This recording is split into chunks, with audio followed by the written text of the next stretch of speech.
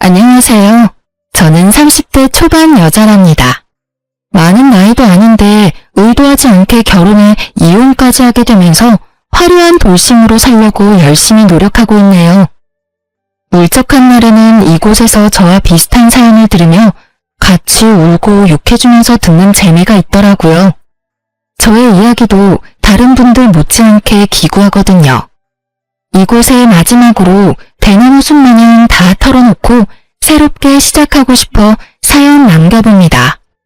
인생의 초년부터 제 인생은 불행했어요. 초등학교 때 어머니를 여의고 중학교 땐 아버지가 병으로 돌아가셨죠. 친할머니와 단둘이 대학 때까지 살았어요. 할머니가 그래도 여유가 있으셨고 아버지 동생인 작은아버지 가족도 저를 신경 써줘서 대학 입학까지 힘들진 않았죠.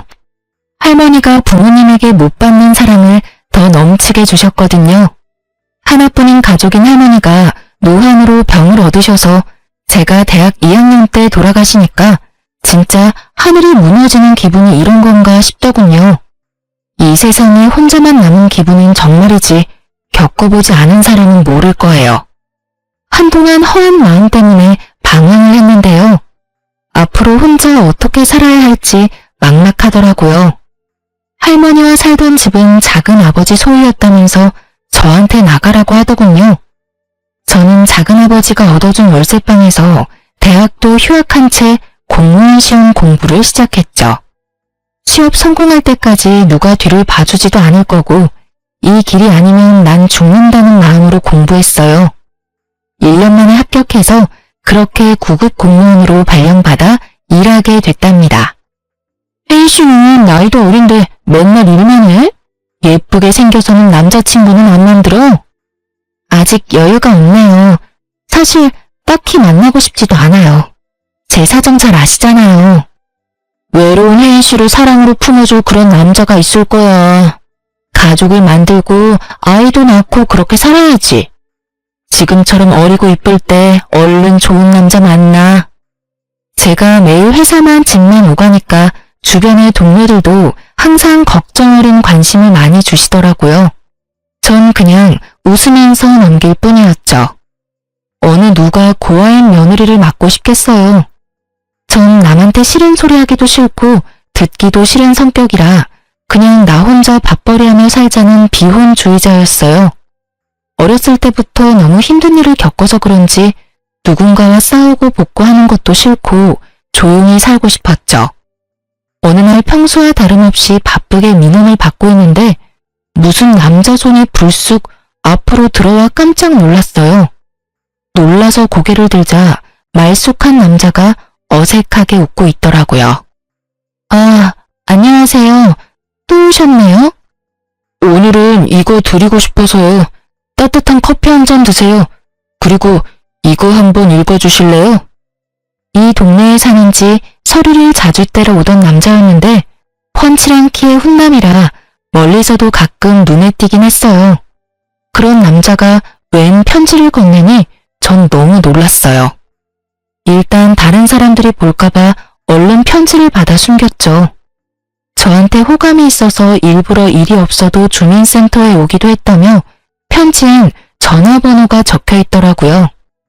전 연애를 할 마음이 전혀 없었기에 당연히 답하지 않았고요. 남자는 몇 번을 더 적극적으로 대시를 했고 그렇게 한 번, 두 번 만나다 보니 연인 사이가 되었답니다. 사귀고 나서 얼마 되지 않아 남자친구의 집안이 이 동네의 유지인 걸 알게 됐고 건물이 2채나 있다는 거예요. 내가 같이 일하는 언니한테 들었는데 그게 정말 사실이야? 왜 나한테 말 안 했어? 자기가 알면 부담스러워할 것 같아서 천천히 말하려고 했어. 내가 아버지 빌딩 관리하는 일 하거든. 그래서 주민센터에 서류 떼러 자주 왔던 거야. 난 사귀기 전에 내 사정 다 이야기했어. 난 그냥 혼자 조용히 살고 싶고 어떤 갈등도 싫어. 그리고 자기한테 선택하라고 한 거고. 자기 부모님이 나를 마음에 들어 하시겠어? 난 좋은 대학 나온 것도 아니고 마땅한 직업 없이 부모님 도와드리는 건데 뭐. 공무원인 자기가 나보다 대단하지.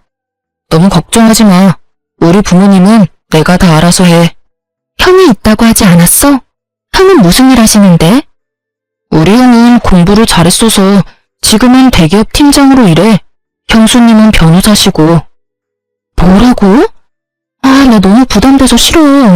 내가 돈 많은 남자 만났다고 좋아할 줄 알았어? 난 돈 많은 시댁 그런 거 싫어. 우리 그냥 이쯤에서 헤어져. 제발. 저는 일방적으로 이별을 통보하고 잠수를 타버렸죠. 주무관님께 부탁드려서 다른 층에서 일을 하는 걸로 바꿔서 남친은 저를 몇 주 동안이나 찾지 못했어요. 제가 일부러 집도 안 알려줬었거든요. 그런데 어느 날 남친의 부탁을 받은 동료가 저를 불러내는 바람에 딱 마주치게 됐어요. 남친 얼굴이 여지껏 잠도 못 잔 것처럼 아주 헬쑥하고 초췌하더라고요. 혜인아, 너 어떻게 이렇게 모질 수가 있어? 내 말은 들어주지도 않고 이렇게 사라져버리면 끝이야. 내가 우리 부모님한테 너에 대해서 다 말씀드렸어. 아버지가 너 만나보시고 싶대. 제발 나를 믿고 우리 같이 부딪혀보자. 내가 네 가족이 돼서 평생 행복하게 해줄게. 간곡하고 진실된 간청에 저는 그 사람을 한번 믿어보기로 했어요. 그렇게 남친 집으로 인사를 드리러 갔는데요. 제가 너무 걱정을 많이 한 것에 무색하게 예비 시부모님 모두 친절하게 대해주시더라고요. 내가 네 형편을 다 들었다. 나도 어려운 어린 시절 겪고 자수성가한 사람이다. 저 녀석은 애미가 너무 오냐오냐 키워서 우리 재산 관리하는 거나 하고 제대로 된 직업이 뭐 있겠냐. 너는 혼자 대학도 나오고 공무원도 된 게 아주 뚝심 있고 좋아 보인다. 우리 아들이랑 결혼하는 거 찬성하마. 형편 다 아는데 딱히 뭐 혼수를 말할 것도 없고 그냥 결혼식 다 나한테 맡기고 넌 이 집 들어와서 살아라. 집이 이렇게 넓은데 굳이 집 얻을 필요 있니? 안 그래? 아무리 그래도 시집살이 하라는 건 내키지 않았어요. 저 혼자 하고 싶은 거 하며 자유롭게 살다가 제 조건이 빠진다는 이유로 시집살이가 당연하다는 듯이 말하더라고요. 우선은 그 집에서 나와서 남친한테 말했죠. 내가 모은 돈이 없다고 해서 집으로 들어와서 시집살이 하라는 건 좀 너무하지 않아? 내가 누누이 말했잖아. 난 혼자 사는 게 제일 좋은 사람이라고. 자기는 그동안 혼자 그렇게 외롭게 살았으면서 새 가족이 생겨서 북적북적 살면 더 좋은 거 아니야? 우리 부모님은 자기 사정 다 봐주셔서 그런 말씀 하신 거야. 일단 2년만 살아보자. 그리고 정 힘들면 그때 분가하자. 응? 제가 몇 명 있는 친구들이나 동료들한테 고민을 털어놔봤지만 다들 호강에 겨운 소리라고만 하더군요. 그렇게 부잣집에 시집가면서 포기할 줄도 알아야 된다나요? 남편이 번갯불에 콩 볶아먹듯이 얼마나 결혼을 밀어붙이던지 한 달도 지나지 않아 시모와 결혼식 준비를 하게 되었죠. 식장이며 드레스며 웨딩 촬영이며 모두 시모와 함께 갔고 시모가 원하는 걸로 골랐어요. 제 의견은 아주 칼같이 잘라버리더라고요. 민준이 형도 이 호텔에서 결혼식 했다. 여기가 손님 부르기에도 좋고 가장 괜찮아. 여기로 해. 여기 식대가 너무 비쌀 것 같은데. 그리고 전 올 하객도 별로 없어요. 너 고아인 거 내가 모르고 결혼시키니? 네 쪽 하객 자리도 다 우리 손님이 채울 거니까 걱정할 필요 없다. 생각하면 할수록 참 첫째 결혼이랑 너무 차이가 나서 손님들 보기 벌써 민망하다. 며느리한테 티쪼가리 하나 못 받고 결혼을 시키다니 원. 어머니, 저도 성의껏 준비할 수 있어요. 말씀해 주시면 준비해 볼게요. 저도 모아둔 돈 있는데 돈 한 푼 안 들이고 결혼하면 제 마음도 편치가 않아요. 됐다. 내가 너한테 뭘 받겠니? 네가 뭘 해준대도 내 맘에 찰 것 같지도 않구나. 그냥 내가 봉사하는 셈 치고 다 해주마. 대신 결혼해서 며느리 돌이 잘하는 걸로 갚아. 저는 연예 기사에서는 봤을 법한 호텔에서 결혼식을 했어요. 결혼식에 온 제 지인들의 눈이 휘둥그레해져서 저한테 신데렐라라며 팔자 폈다고 난리가 났더군요. 하지만 전 결혼식 날에 세상 비참했어요. 시모가 만들어놓은 무대에서 꼭두각시처럼 서 있는 기분이었죠. 시모는 친척들과 지인들 앞에서 어떻게든 제 진짜 존재를 숨기기 바빴거든요. 서글픈 마음이 들었지만 그래도 남편을 생각해서 저도 최선을 다해 웃어가며 식을 마쳤네요. 신혼여행 다녀오자마자 시댁에 들어가 살게 되었고 지독한 시집살이가 시작되었습니다. 아버님은 아침 6시에 식사하시니까 앞으로 네가 아침 준비해라. 매일 5시에 일어나서 녹즙 만들고 아보카도 1개 자르고 달걀 반숙으로 2개 찌면 된다. 다 드시면 영양제 챙겨드리고. 저 8시까지 출근해야 되는데 어떻게 5시에 일어나나요? 저 아침잠 많아서 그렇게 일찍 일어나면 힘들어서 못 살아요. 얘 좀 봐. 공짜로 그 비싼 호텔에서 결혼까지 시켜줬더니 결혼하자마자 하면 싹 바꾸네? 며느리라면 당연히 해야 될 일이야. 도달지 말고 해라. 나도 그렇게 30년을 살았다. 웃긴 게 뭔지 아시나요? 나중에 알게 된 건데 도우미 아주머니가 오래 있었고 당연히 시부 아침도 시모는 전혀 차린 적이 없다네요. 제가 결혼하자마자 도우미 아주머니를 내보낸 거였어요. 어쨌든 어찌나 차갑게 말을 하는지 대꾸도 못하고 다음 날부터 5시에 일어나 그 짓을 했네요. 일주일 하니까 너무 힘들어서 죽겠더라고요. 늦게 일어난 날에는 시모가 얼마나 구박을 해대는지 화장실에서 혼자 눈물을 흘린 적도 있었어요. 저는 견디다 못해 남편에게 하소연을 했죠. 여보, 나 도저히 5시에 못 일어나.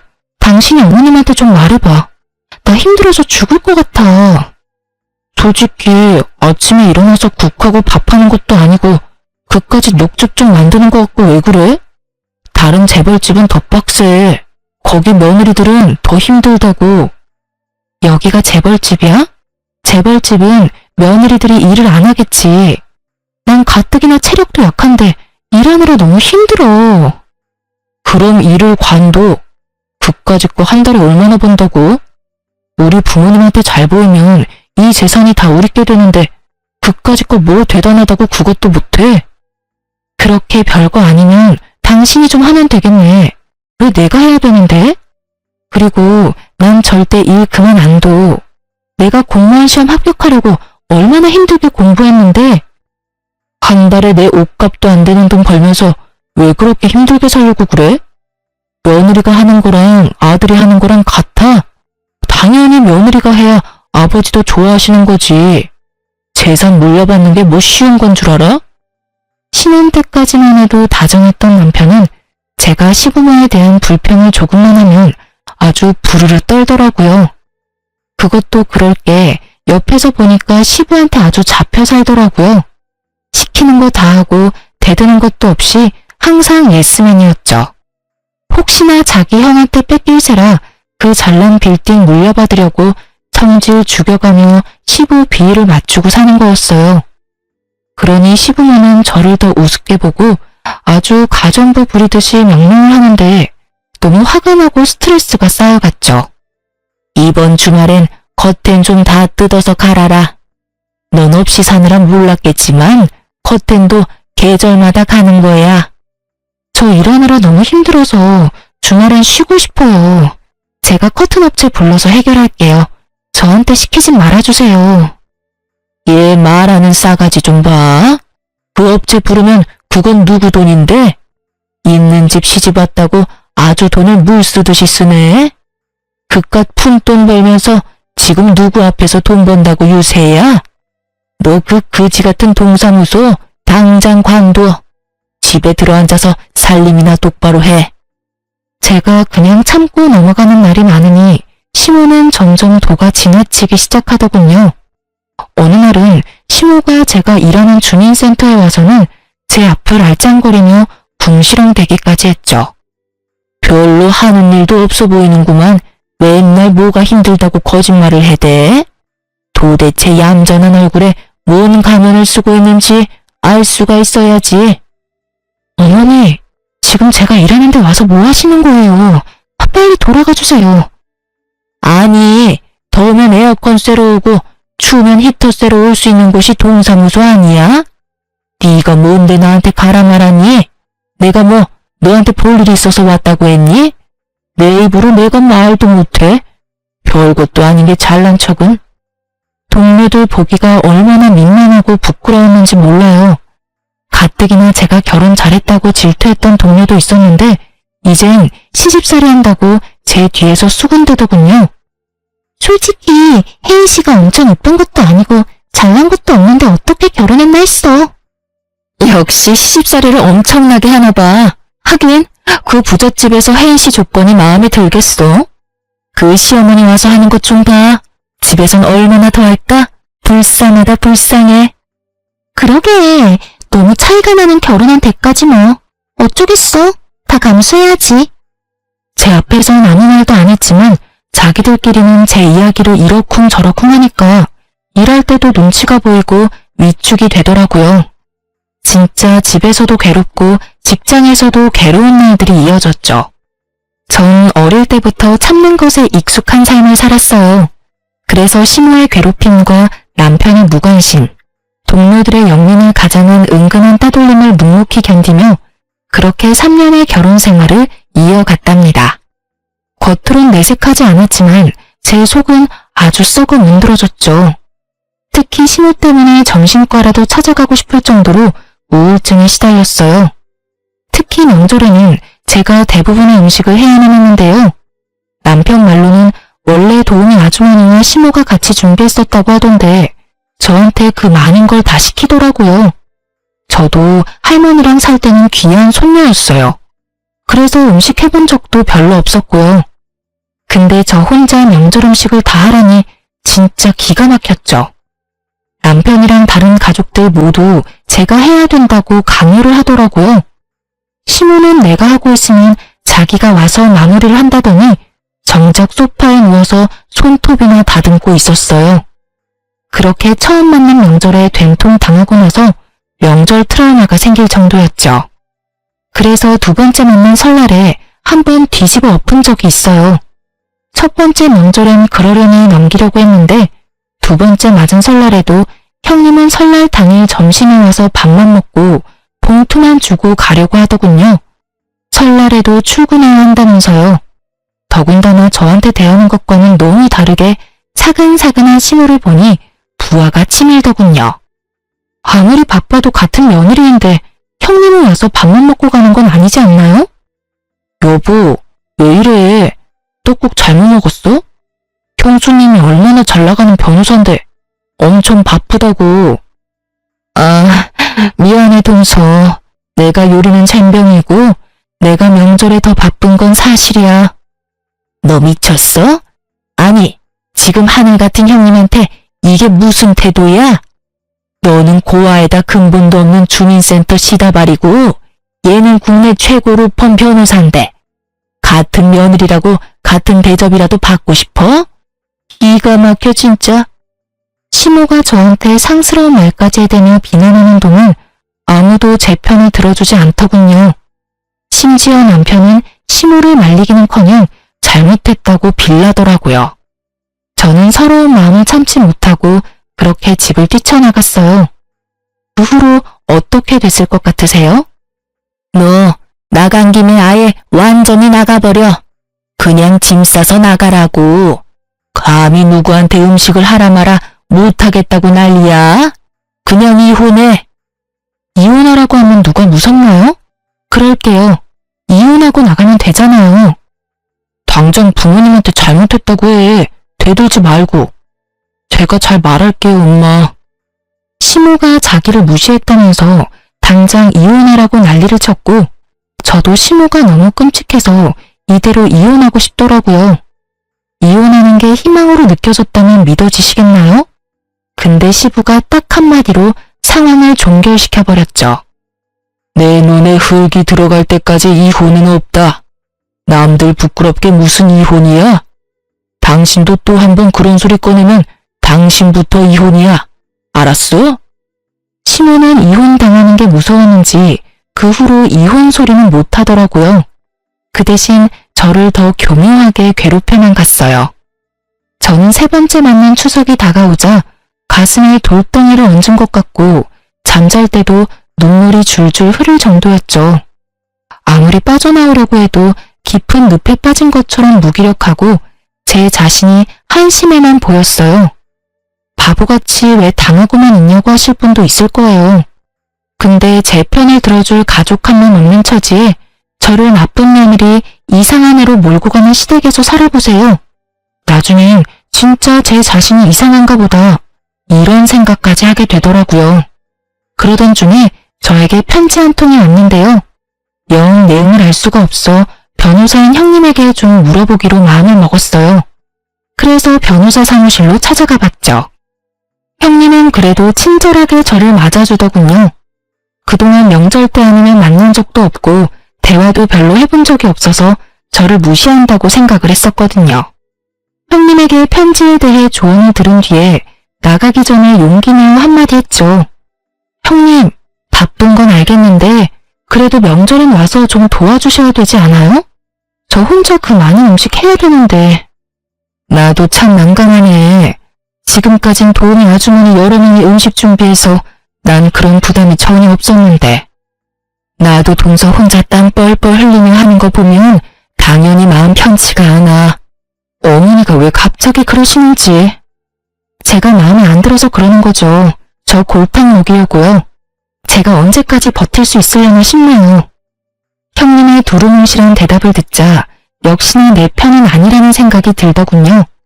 그렇게 지옥 같은 추석 전날이 찾아왔어요. 근데 아침에 초인종이 울려 나가보니 형님이 카트에 뭘 가득 싣고 왔더라고요. 아니 네가 이 아침부터 웬일이니? 이번 명절엔 뭐 휴가라도 낸 거니? 나야 우리 큰며느리 얼굴 보니 반갑고 좋네. 내일 못 올 것 같아서 오늘 대신 왔어요. 동서 이것 좀 받아줘. 다 주방에 놔주면 돼.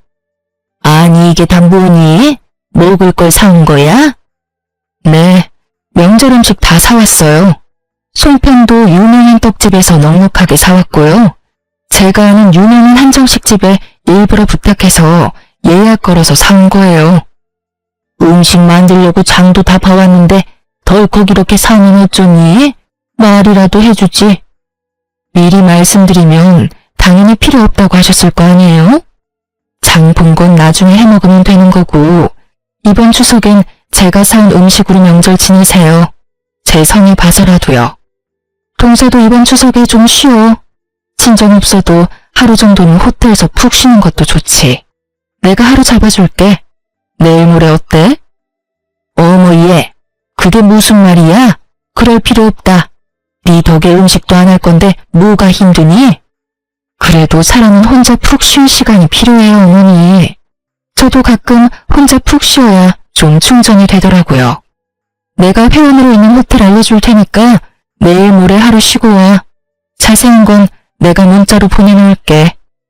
형님이 말하니까 시모는 입만 삐죽거리고 정작 반대는 못하더라고요. 대신 그 분풀이는 저를 향했죠.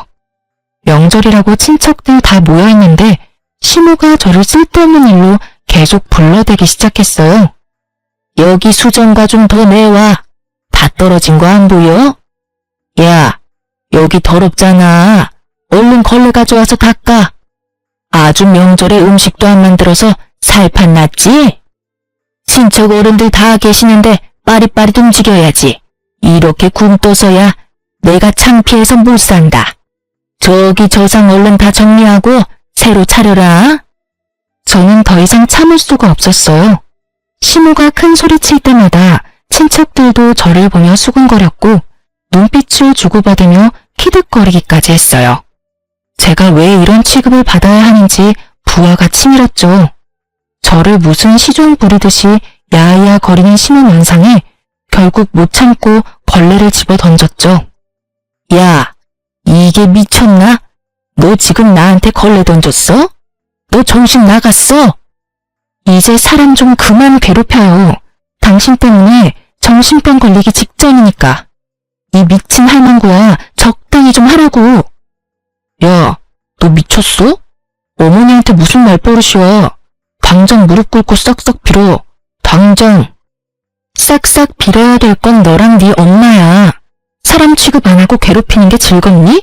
네가 중딩이야? 이 마마 파파보이 새끼야. 그깟 재산 받으려고 네 마누라가 어떤 취급받는지 뻔히 알면서 모른 척이나 하고 평생 지켜준다며, 울타리가 돼준다며, 이 비굴한 자식아. 역시 머리 검은 짐승은 함부로 거두지 말라고 했어. 어디서 굴러먹던 고환은 받아줬더니 남 부끄럽게 친척들 앞에서 이게 무슨 짓이야? 민준이 너 당장 네 마누라 무릎 꿇리지 못해? 남편이 시우 말을 듣자마자 제 어깨를 잡아 누르면서 억지로 무릎을 꿇리게 하는 거 있죠? 제가 남편을 확 밀어버리자 남편이 눈을 번뜩이더니 제 뺨을 때리는 게 아니겠어요? 뺨을 맞는 순간 제 눈에서 별이 반짝하더군요.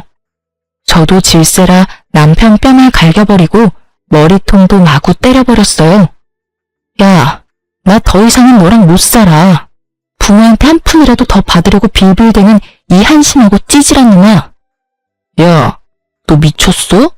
이 거지 같은 게 지금 누굴 때려?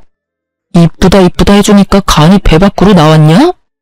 그래서 내가 집안 보고 결혼해야 된다고 했지?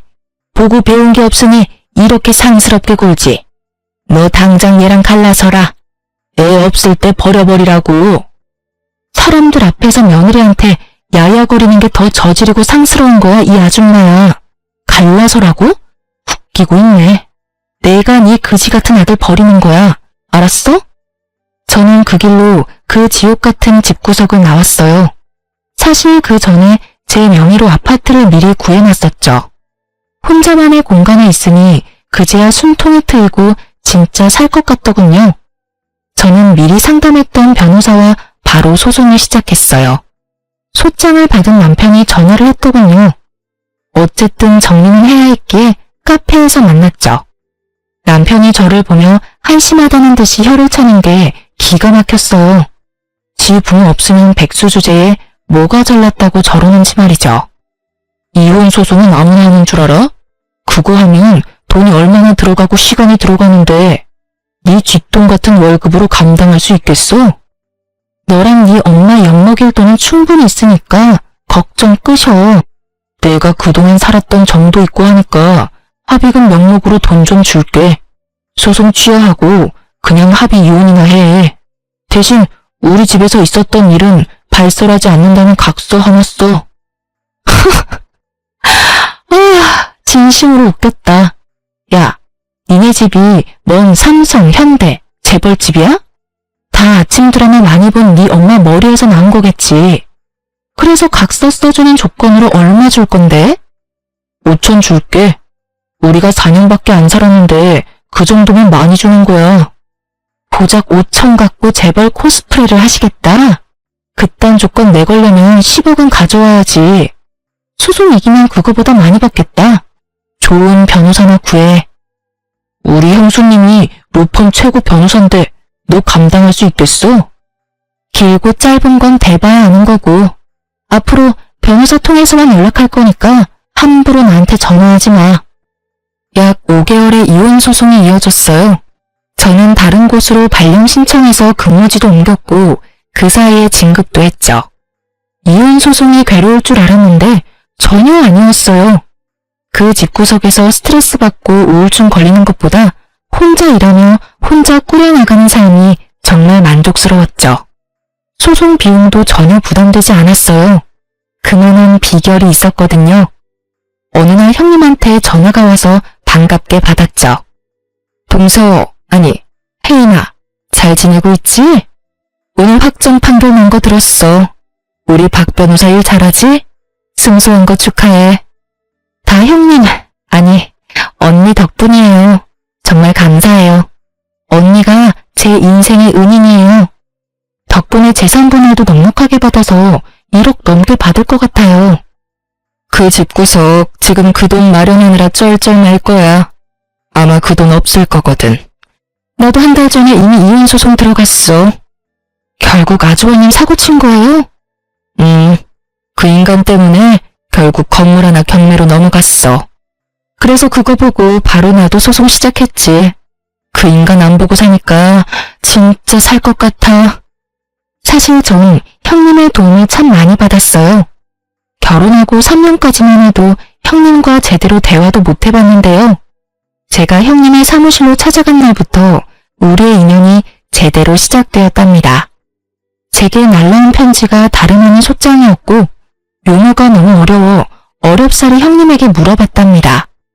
차가워 보였던 형님은 생각보다 다정하고 바른 사람이었어요. 돌아가신 할아버지 앞으로 토지가 있으시네. 근데 상속자를 동서로 해놓으셨는데 작은아버지가 동서한테 일부러 숨기셨나봐. 이 합의서로 동의하거나 그냥 무시하면 작은아버지한테 넘어간다는 내용이야.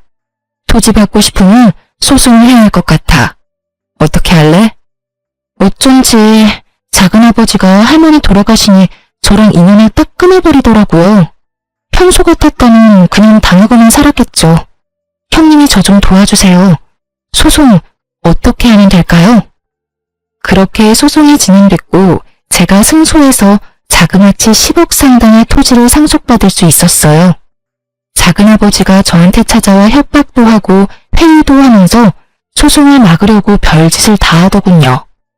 시집도 모자라 제 가족하고도 싸워야 한다니 진짜 너무 힘든 시기였어요. 하지만 형님이 작은아버지를 직접 만나 다신 저한테 연락 못하도록 해결해줬고 제가 무너지지 않도록 많은 도움을 줬답니다.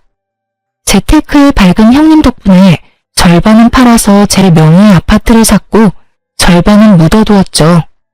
처음으로 제 집을 마련한 날 형님을 초대해서 둘이 와인 한잔하며 속 깊은 얘기를 나눴어요. 동서, 이젠 그만 당하고 살고 도련님이랑 이혼해. 이제 집도 있겠다, 돈도 있겠다, 연금 나오는 직장 있겠다. 그런 팔푼이랑 살면서 왜 어머니한테 당하고만 살아? 저도 진짜 지긋지긋해요. 정말 이혼하고 싶어요. 근데 어릴 때부터 혼자 살아서 또 혼자가 된다는 게 두려운가 봐요. 제가 바보죠 뭐. 나도 이제 이혼할 거야. 그 인간 시부모가 하도 오냐오냐 키워서 인성 개판인데 주식 중독으로 돈도 엄청 말아먹었어. 내가 진짜 남 부끄러워서 말도 못하고 냉가슴 앓으면서 살았는데 이번에 집 담보 잡으려던 거 미리 알게 돼서 나도 간신히 막았어. 허우대만 멀쩡하면 뭐해? 속은 완전히 썩은 인간이야. 형님은 워낙 똑부러져서 겉으로 보기엔 진짜 완벽한 사람 같았는데 혼자 속앓이 하느라 힘드셨겠어. 아니야. 완벽하긴 나한텐 과찬이지. 하여튼 그 인간 결국 시부모 몰래 건물 하나 저당 잡혀서 돈 끌었었어. 진짜 그거 보니까 제정신으로 사는 것 같진 않더라고. 중독이구나 싶어서 얼른 갈라서야겠다고 마음먹었지. 그 시한폭탄 같은 인간이 죽지 않는 한 시댁은 폭삭 망할 거야. 언제가 될지 모르지만. 아무튼 동서도 그만 구박받고 재산분을 받을 수 있을 때 얼른 갈라서 내가 특별히 신경 써서 도와줄 테니까.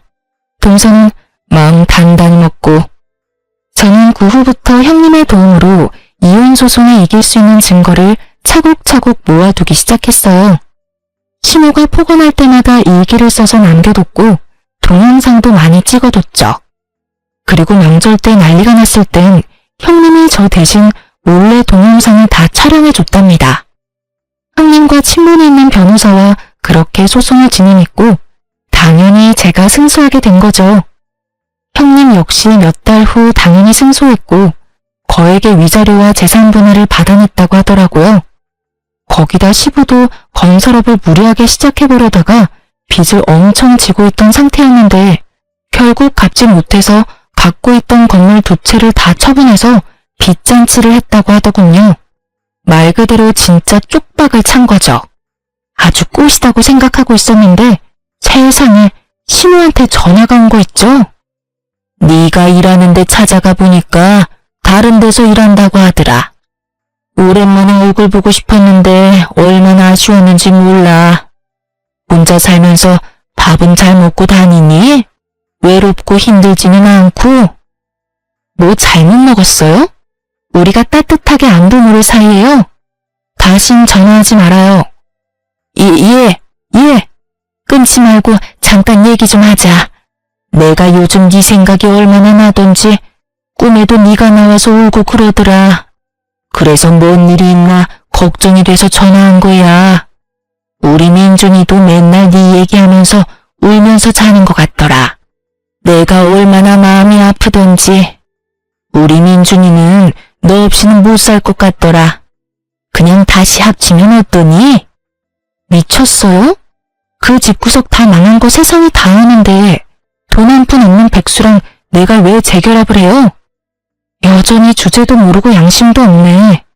쓸데없는 소리 계속 짓거릴 거면 끊어요. 또 전화하면 가만히 안 있을 줄 알아요? 아가야, 제발 우리 민준이 한 번만 받아줘. 아주 폐인이 돼서 내가 옆에서 포기가 안 됐다. 그래도 우리가 한 가족이었는데 어떻게 이렇게 매정하게 구니? 아이고, 내 팔자야. 이젠 너한테까지 내가 구걸을 하고 아주 못 산다. 아주 혼자 울면서 신세 한탄까지 하길래 그냥 끊어버렸고 심호 번호는 차단해버렸답니다. 어이없게도 며칠 후엔 전 남편 놈이 제 아파트 앞에서 저를 기다리고 있더군요. 여길 당신이 어떻게 알고 왔어? 내 뒤라도 캔 거야? 이번엔 콩밥 한번 먹어볼래? 여보, 내가 다 잘못했어. 내가 이렇게 빌게. 난 당신 없이는 못 살아. 내가 당신이 원하는 건 뭐든지 다 할게. 나 좀 다시 받아주면 안 될까? 네 엄마랑 너랑 짰어? 갑자기 쌍으로 왜 난리야? 형님한테 뭔 말이라도 들었나 봐. 왜? 내가 돈이라도 좀 있어 보이니까 없던 마음이 짠하고 생기디? 어? 아니야. 우리 집이 어려워진 건 알고 있어? 갑자기 이렇게 돼버리니까 그동안 날 이해해주고 사랑해준 건 당신밖에 없었다는 생각이 들었어. 여보, 내가 집안일 살림 다 할게.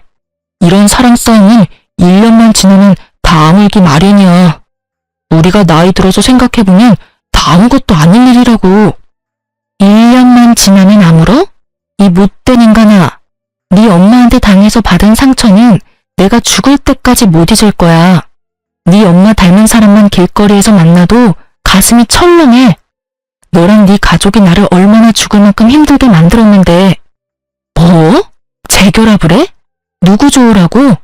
폭삭 망하니까 네가 나이 많은 백수라는 걸 처절하게 깨달았나 봐. 아, 그래. 너 능력 있다. 인정해주니까 좋아? 그래도 내 덕에 너도 부잣집 사모님 소리 들으면서 어깨 으쓱하면서 살았잖아.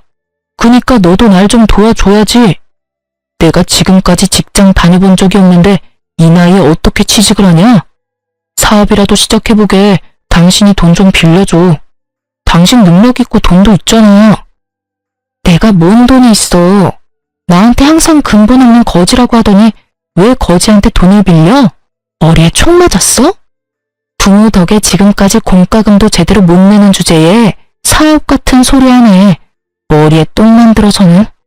당장 꺼져. 또 찾아오면 그땐 경찰 부를 거니까. 저는 제 팔을 잡고 늘어지는 놈을 사정없이 밀쳐내고 집으로 뛰어들어가 버렸어요. 또 찾아올까봐 이사를 가야 되나 고민했는데 그 뒤로 찾아오진 않더라고요. 꿀의 자존심이 엄청 센 인간이거든요. 그리고는 얼마 후 형님과 통화를 할 수 있었죠. 혹시 도련님 찾아가고 그러지 않았어? 아, 미안해. 전 남편이 자꾸 찾아와서 날 얼마나 괴롭히는지. 돈 달라고 아주 지랄을 하더라고. 말싸움하다가 나도 흥분해서 동서도 부자 됐다는 말을 실수로 흘려버렸네. 진짜 미안해. 아니에요. 오히려 통쾌하네요. 그동안 나 찌질하게 사는 줄 알고 연락 딱 끊었다가 제가 돈 있다니까 바로 전화하고 찾아오는 꼴이라니. 진짜 상종 못할 인간들이에요. 그래. 오히려 그 집구석은 폭삭 망해버리고 자기는 자산가가 됐으니 얼마나 통쾌해. 앞으로도 콩고물이라도 떨어질까 자꾸 들러붙으면 나한테 말해. 법적으로 해결해 줄 테니까. 매번 도와주신다니 정말 든든하고 감사해요. 진짜 친언니가 생긴 기분이에요. 그 후로 전 남편은 몇 번이나 제 아파트 앞을 서성거리고 저를 기다리더군요.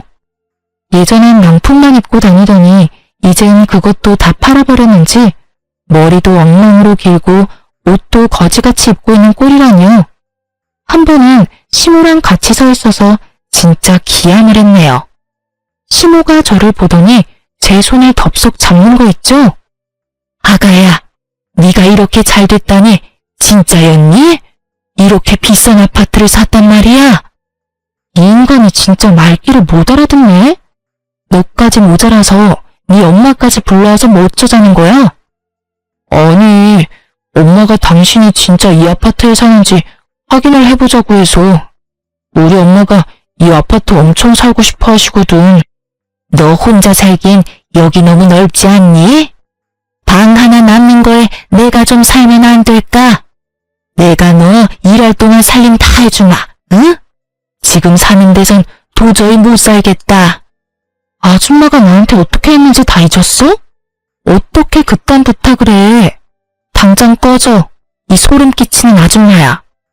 그 잘 살던 내가 이런 취급을 받다니, 아이고, 말년에 그지 같은 빌라에 살 줄 누가 알았을까?